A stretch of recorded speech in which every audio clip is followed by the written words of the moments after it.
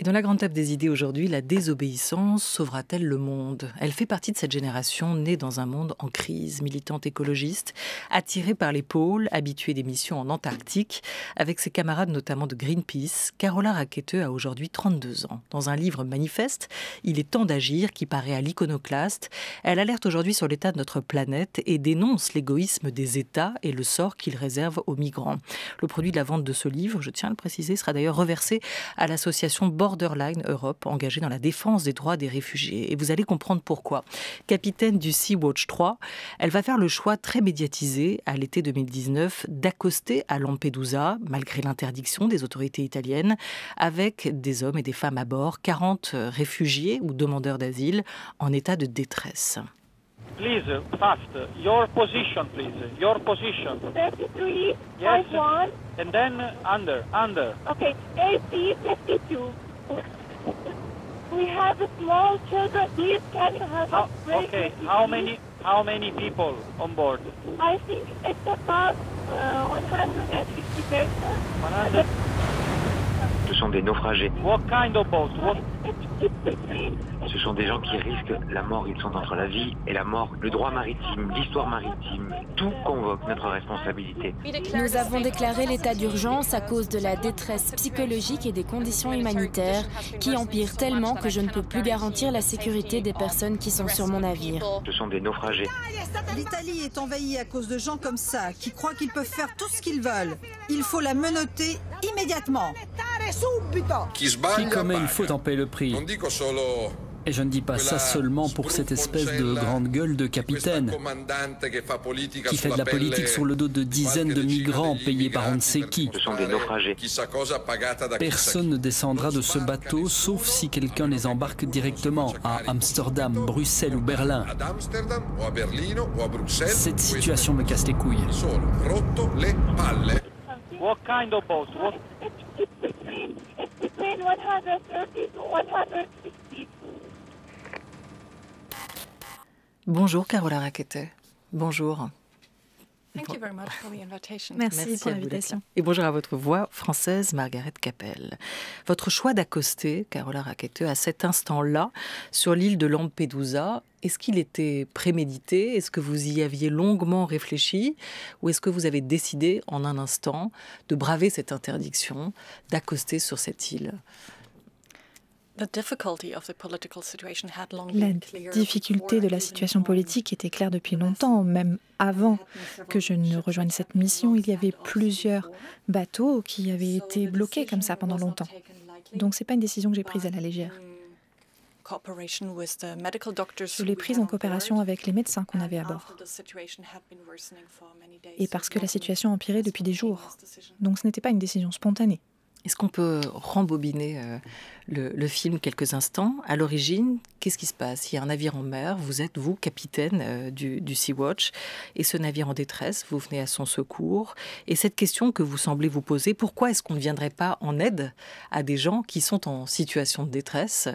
Vous allez donc décider d'agir. Comment ces 17 jours qui vont s'écouler entre le moment où vous décidez, où vous les recueillez et le moment où vous décidez d'accoster, vont déterminer, aboutir sur cette décision? Eh bien, nous avons sauvé ces gens, je crois, le deuxième jour de mission, récupéré ces gens. Presque toutes les personnes à bord avaient subi des violations de leurs droits humains. On parle de victimes de torture, de kidnapping, de travail forcé. Presque toutes les femmes avaient été violées. Et leur situation psychologique de santé mentale était très difficile. Ils avaient besoin d'être mis en sécurité dès que possible. Mais psychologiquement, c'est très difficile parce qu'on était incapable de dire aux gens quand on allait pouvoir les amener en lieu sûr. Nous avons essayé de passer par le système judiciaire auprès des tribunaux pour avoir l'autorisation d'entrer. Nous n'avons pas réussi à l'obtenir. Et c'était très difficile pour nous d'expliquer aux gens pourquoi on ne pouvait pas accoster. Alors que clairement, le droit maritime dit qu'ils ont le droit d'être amenés en port sûr et d'être en sécurité. Ça a créé énormément de pression psychologique et on devenait de plus en plus inquiet qu'ils s'infligent des violences, des risques de suicide pour certaines personnes à bord. C'était presque pour vous, Carola Rackete, une formation accélérée. Il faut dire qu'à l'origine, vous êtes militante écologiste, spécialiste des pôles, de la question des pôles et de l'Antarctique, où vous avez déjà mené un bon nombre de missions à ce moment-là. Vous êtes devenue par la force des choses presque une spécialiste du droit maritime et du droit humanitaire. C'est-à-dire que toutes ces conditions juridiques, vous ne les connaissiez pas auparavant. Vous avez aussi questionné des personnes responsables pour savoir ce que vous pouviez faire, c'est ça? Vous avez appris sur le terrain? J'avais quand même de la chance puisque juste après avoir terminé mes études de marine, j'ai eu la possibilité de travailler pour l'Institut de recherche polaire allemand. Et pour ma première mission, je suis allée au pôle Nord. Et ça a été un choc énorme. Peu de gens ont l'occasion de voir de leurs yeux ce qui se passe sur les pôles. Et ça vous donne une compréhension tout à fait différente de l'urgence de la crise climatique. Peu de gens peuvent parler avec les scientifiques qui travaillent là-bas et qui m'ont dit que ça fait des années qu'ils envoient les données et qu'aucune action politique n'est entreprise. Et ça m'a fait réaliser que nous ne sommes pas face à des faits scientifiques, face à un problème de faits scientifiques, mais un problème d'action politique. Et que c'est vraiment quelque chose sur lequel il faut qu'on agisse. Et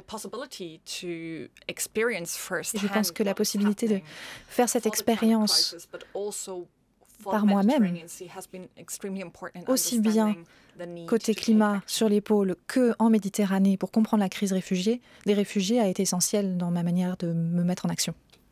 Il faut la menotter immédiatement. Cette grande gueule de capitaine, on entendait les mots à l'instant de Matteo Salvini, alors ministre de l'Intérieur italien. Ce jour-là, vous étiez peut-être à ses yeux surtout une Allemande en Italie, ce qui dit quelque chose de la division des Européens sur cette question des réfugiés. Vous étiez aussi pour certains une militante déterminée face à une population sur l'île de Lampedusa qui est à cran, ce que raconte un documentaire Fuoco a mare de Gianfranco Rosi dont on entendait aussi un extrait. Vous comprenez ce jour-là, et on les a entendus, la violence des réactions à votre égard? L'Italie est dans une situation vraiment difficile aujourd'hui, de même que Malte et la Grèce, parce que le système de Dublin,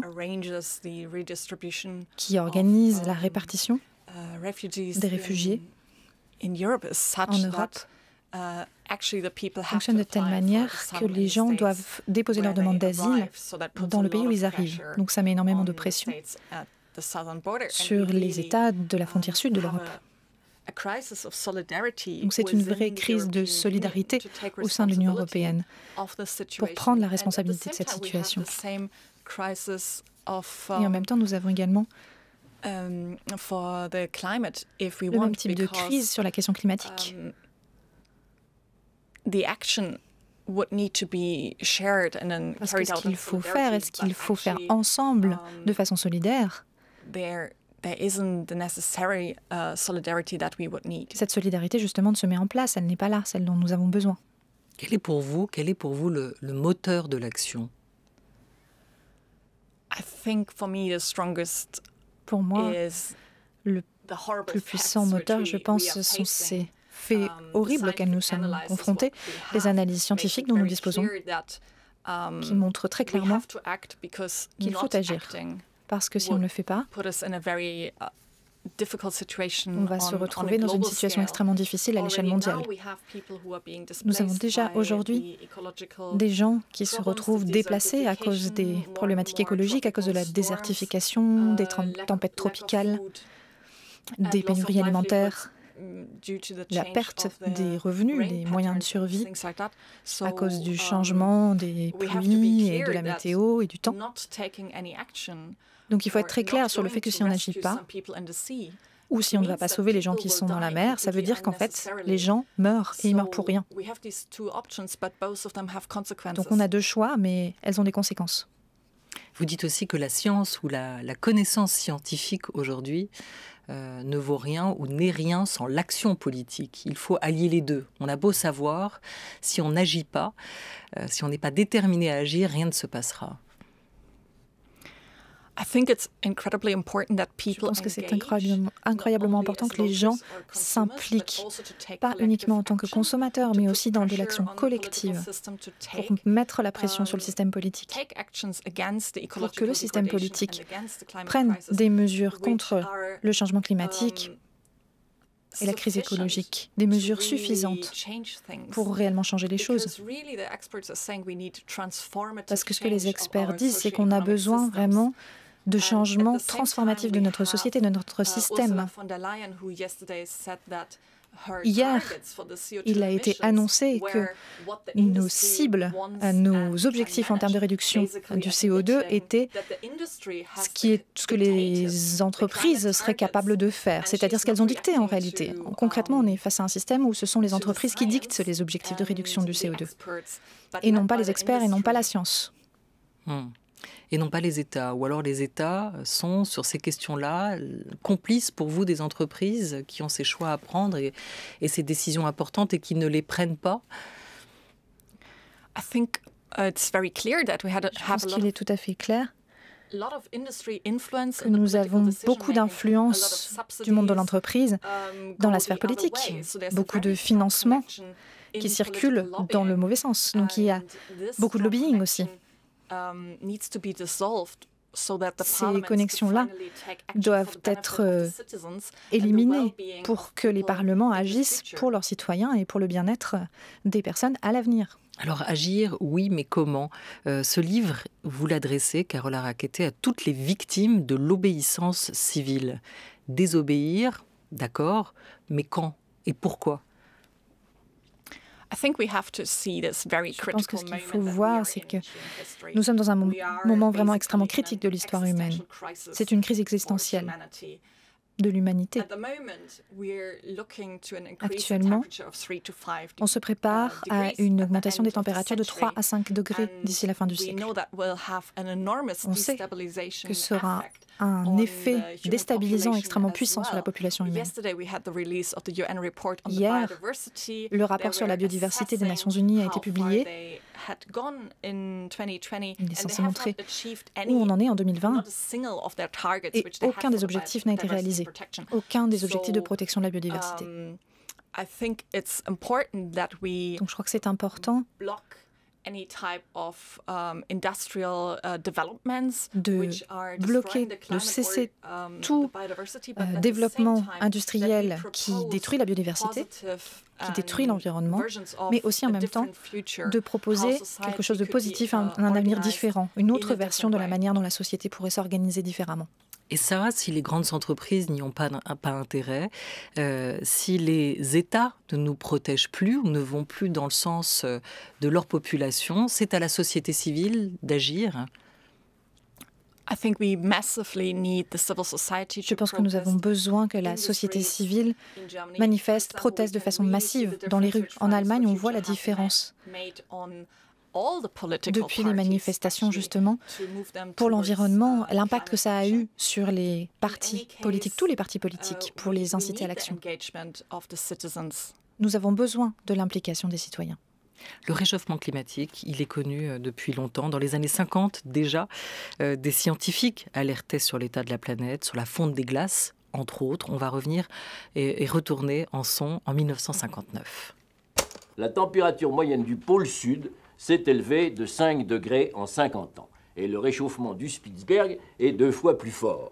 À vrai dire, nous savions bien que nous étions dans une époque de réchauffement. Cela s'enseigne même dans les écoles, ce n'est pas nouveau.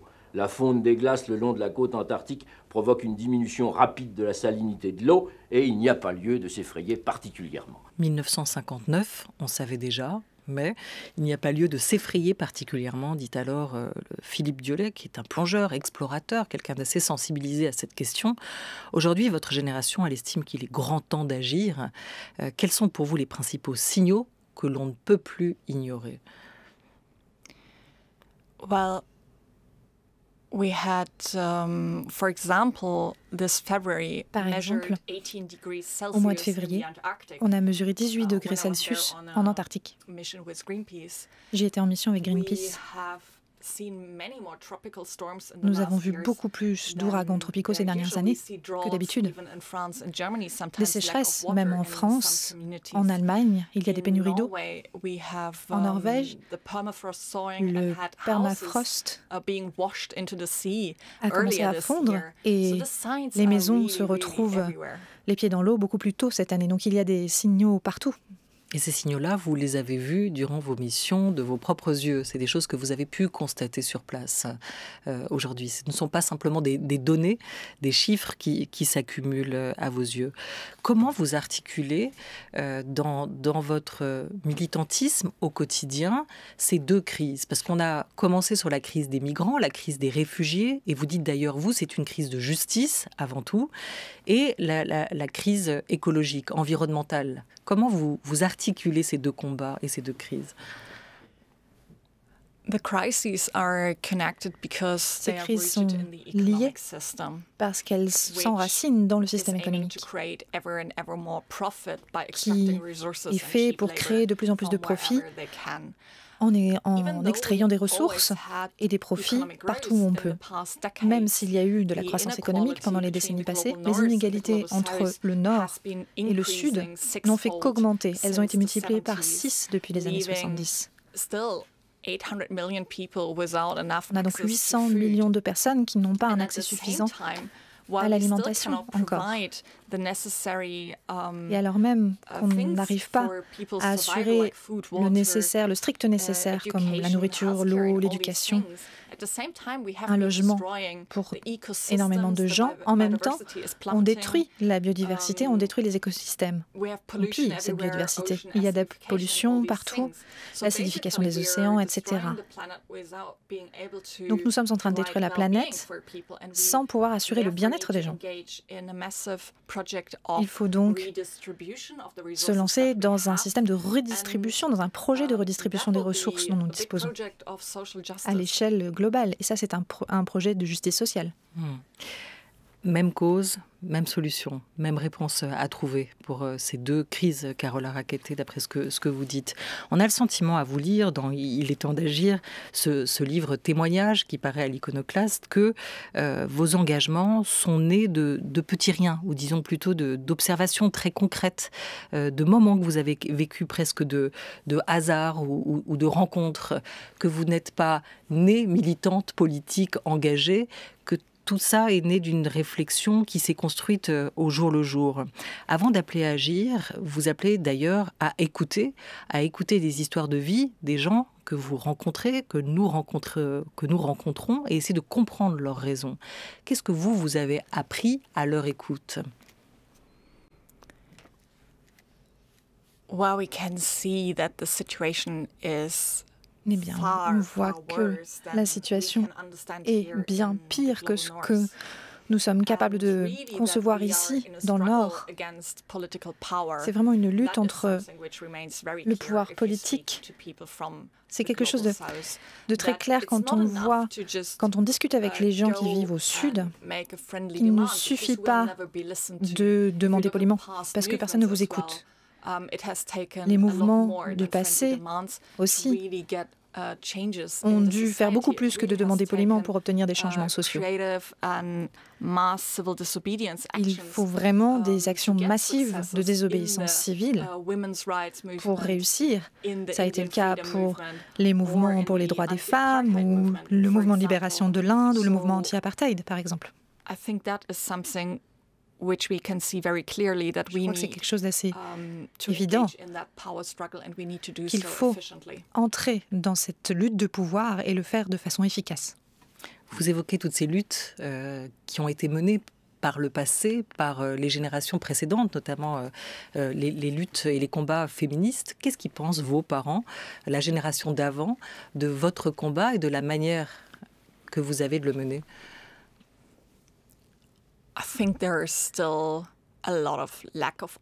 Je pense qu'il y a toujours un manque de compréhension de la gravité de la situation. Et en même temps, si les gens ont le temps et même la possibilité d'essayer de comprendre cette situation, je pense que les gens ne verront plus ces actions comme radicales, ne les considéreront plus comme telles. Mais dans nos sociétés, c'est difficile de trouver le temps de s'éduquer sur tous ces problèmes que nous rencontrons. Mais je pense que si les gens avaient l'occasion de le faire, ils comprendraient et ils verraient le besoin d'agir. La question de l'accueil, elle n'a pas cessé de se poser ces dernières années. Encore ce mois-ci avec l'incendie qui a ravagé le camp de Moria sur l'île grecque de Lesbos. L'Allemagne a accepté d'accueillir, proposé d'accueillir 1500 migrants, des rescapés. Est-ce que vous applaudissez cette décision? Est-ce que vous la saluez? Bien sûr, tout le problème de l'accord entre l'Union européenne et la Turquie, c'est que c'est extrêmement choquant au départ, puisque nous coopérons avec un régime autoritaire et que nous empêchons l'accès au droit d'asile, alors que nous avons des conventions internationales que nous avons signées qui protègent ce droit d'asile. Cette situation aussi dans laquelle on ne prend que 1500 personnes, c'est absolument scandaleux quand on voit que l'État fédéral allemand et 150 villes solidaires ont proposé et ont la capacité de prendre beaucoup plus de monde que 1500 personnes. Même la municipalité de Berlin a proposé d'en prendre 2000. Donc c'est le ministère de l'Intérieur qui bloque.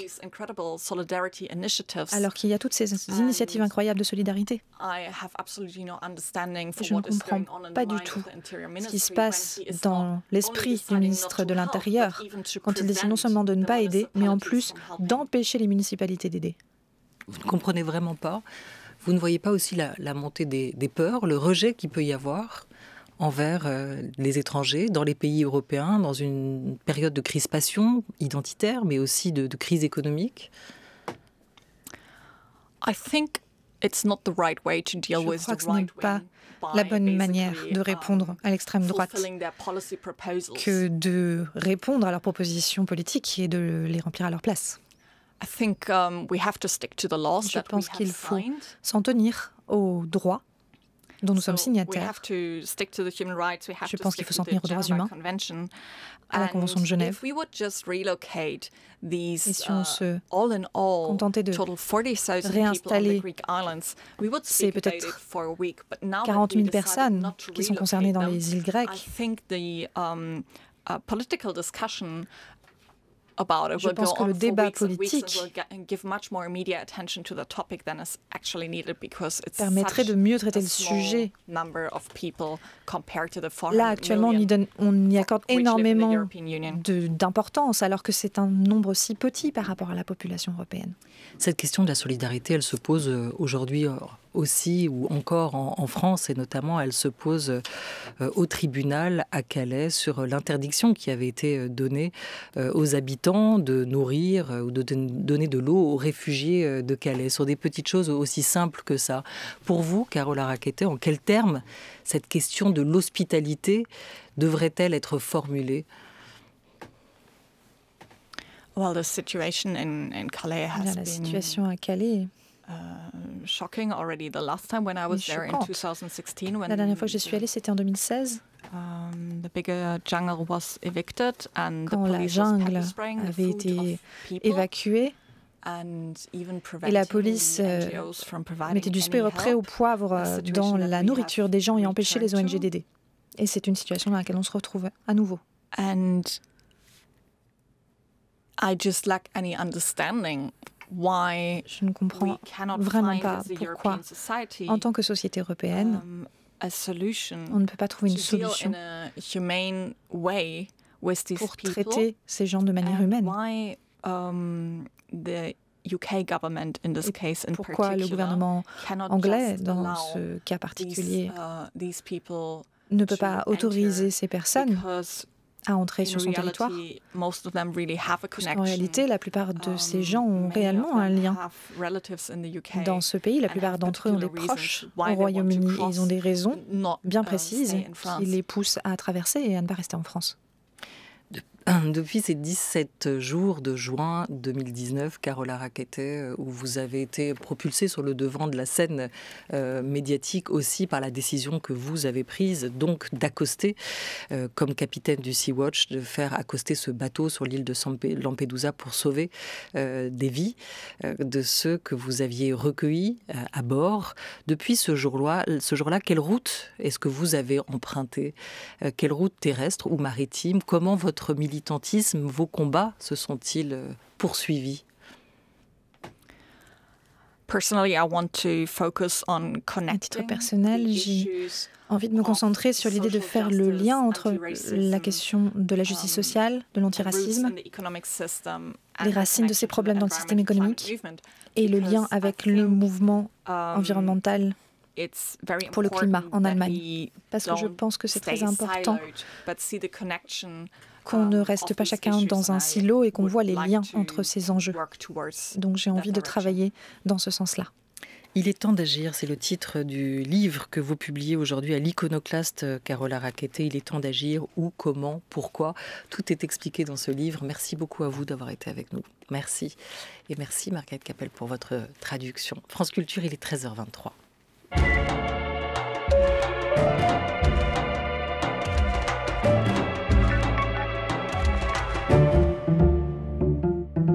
Et comme un jeudi sur deux, il est l'heure pour nous de retrouver le rendez-vous de la médiatrice. Bonjour Emmanuelle Davier. Bonjour Olivia. Aujourd'hui, vous recevez Sandrine Trainer, la directrice de France Culture. Bonjour Sandrine Trainer. Bonjour Olivia, bonjour Emmanuelle. Et aujourd'hui, nous évoquons À Voix nue, une émission qui habituellement ne suscite jamais de critiques. À Voix nue, c'est un entretien à deux voix qui donne la parole à des artistes, des créateurs, des intellectuels. Ils livrent leurs réflexions au cours de 5 demi-heures diffusées du lundi au vendredi à partir de 20h. La semaine dernière, les auditeurs ont pu écouter les confidences du journaliste Edoui Plenel, un choix qui les a fait réagir. Je vous lis le message d'une auditrice. Cette série d'émissions consacrée à M. Plenel est tout à fait surprenante. Il n'est ni un philosophe, ni un scientifique, ni un écrivain éminent. En tant que journaliste, il a pris des positions très équivoques et choquantes. Alors Sandrine Trainer, pourquoi avoir consacré À Voix nue à Edoui Plenel ? Eh bien, il était temps, si À Voix nue ne suscite jamais de polémique, qu'elle en suscite à son tour. Je crois que c'est quand même déjà arrivé. Je me souviens quand nous avons diffusé avant l'été les À Voix nue avec Jacques Séguéla, moi j'avais reçu quelques messages me disant « Jacques Séguéla sur France Culture, est-ce que vous êtes sûr ?»